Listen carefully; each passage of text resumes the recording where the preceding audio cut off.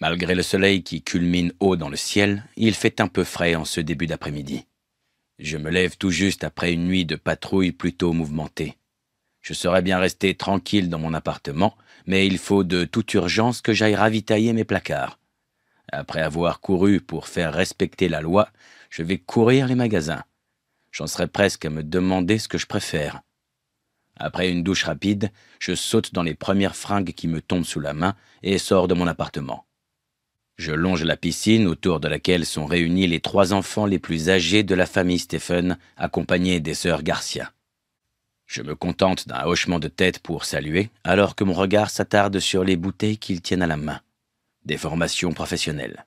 « Relax, agent rabat-joie, c'est de la bière sans alcool », me lance Gloria, un brin agacé de se savoir surveiller chaque fois que je suis dans les parages.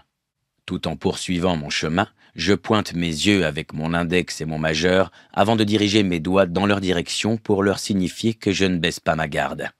Certains se marrent, d'autres soupirent.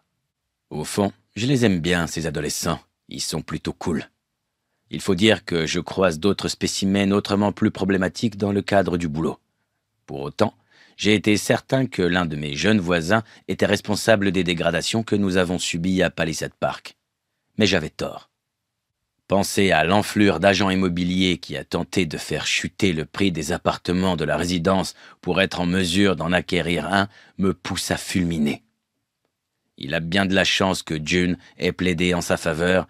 Si ça n'avait tenu qu'à moi, il ne s'en serait pas aussi bien sorti. Payer pour ses erreurs ne suffit pas pour les effacer.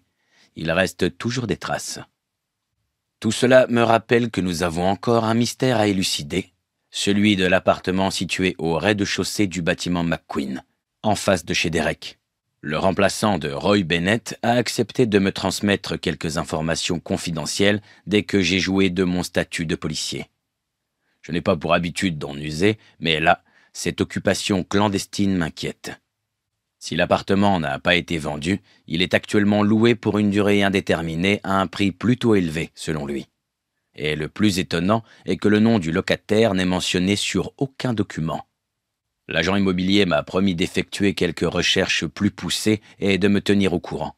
De mon côté, j'ai arrêté de m'évertuer à frapper à la porte. Je suis flic après tout. Enquêter, c'est mon domaine. Je finirai par savoir qui crèche là et pourquoi il fait tant de mystère de sa présence.